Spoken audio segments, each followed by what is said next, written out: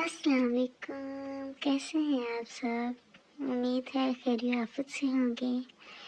تو آج میں لے کر آئی ہوں ہمارے ناول آخری گواہ کا دوسرا حصہ، طاقت کا جال۔ دیکھتے ہیں اس میں کیا ہوتا ہے آگے۔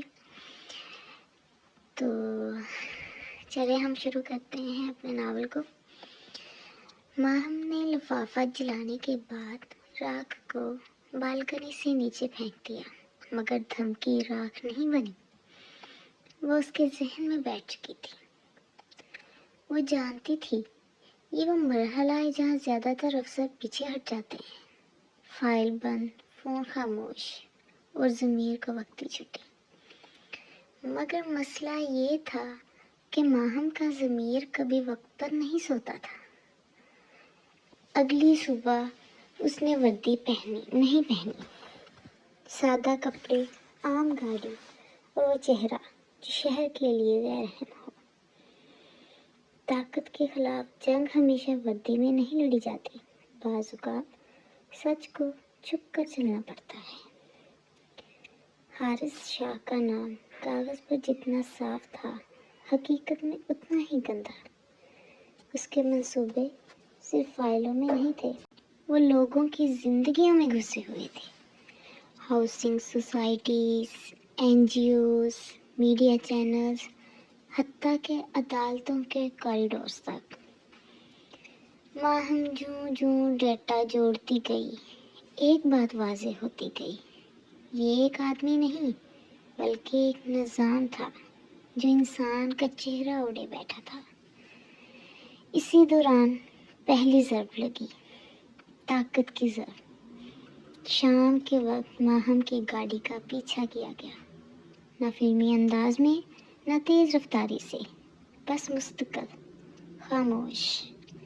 ایسا پیچھا جو خوف پیدا نہیں کرتا بلکہ شک کو جگاتا ہے۔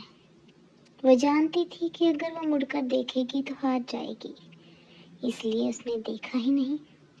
اس نے بس گاڑی سیدھی رکھی جیسے کچھ ہو ہی نہیں رہا۔ جب وہ گھر پہنچی تو پیچھا ختم ہو چکا تھا، مگر دروازے پر ایک چیز اس کا انتظار کر رہی تھی، اس کا نام، کاغذ پر صاف لکھا ہوا۔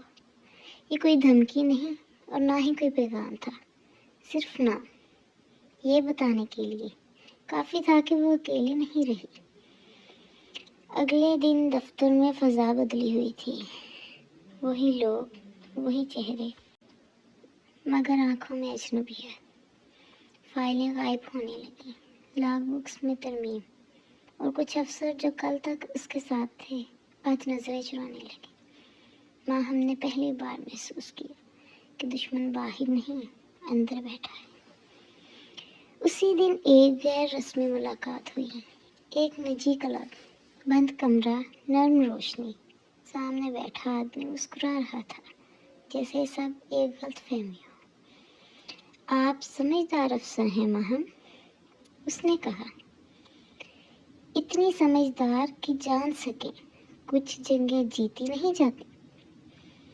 ماہم نے جواب نہیں دیا، وہ جانتی تھی خاموشی بعض اوقات سوال سے زیادہ چبھتی ہے۔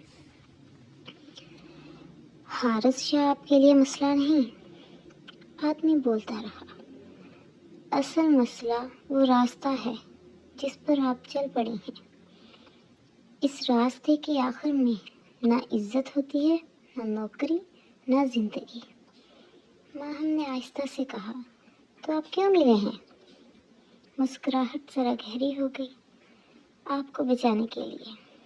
وہ اٹھ کر چلی گئی، کیونکہ وہ جانتی تھی جو لوگ بچانے کی بات کرتے ہیں وہی پہلے مارتے ہیں۔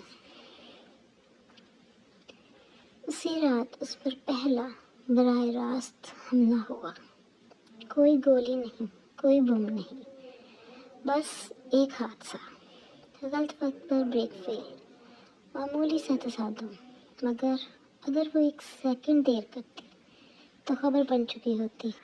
اگلی صبح اخبارات میں ایک لائن آتی، پولیس افسر ٹریفک حادثے میں جاں بحق۔ ماہم نے اس رات سچ مان لیا، یہ کیس اسے ختم کرنے آیا تھا، مگر اسی رات اسے ایک پیغام ملا، نامعلوم نمبر، کوئی تعارف نہیں۔ اگر جینا چاہتی ہو تو آج رات اکیلی آؤ، جو تم ڈھونڈ رہی ہو وہ زندہ ہے۔ اس نے دیر نہیں کی، کیونکہ اسے اندازہ تھا یہ جال ہے، اور بعض اوقات جال میں خود چل کر جانا پڑتا ہے، صرف یہ دیکھنے کے لیے کہ جال کس نے بچھایا ہے۔ اندھیری جگہ، شہر کے کنارے، نیم تعمیر عمارت۔ وہاں ایک لڑکی بیٹھی تھی، خاموش، ڈری ہوئی، آنکھوں میں وہ خوف جو صرف سچ دیکھنے کے بعد آتا ہے۔ ماہم کو دیکھتے ہی اس نے نظریں جھکا لی۔ میں نے سب دیکھا تھا، لڑکی نے کانپتی آواز میں کہا، اور تب سے سب مجھے مارنا چاہتے ہیں۔ ماہم کو پہلی بار احساس ہوا کہ یہ کیس اب صرف طاقت کا نہیں رہا، یہ گواہوں کا ہو چکا تھا، اور گواہ اس کھیل میں سب سے پہلے مرتے ہیں۔ اوکے جی، آج کی قصہ یہاں پر اینڈ ہوتی ہے۔ کل ملتے ہیں اگلے حصے کے ساتھ، تب تک دعا میں یاد رکھیے گا۔ اللہ حافظ۔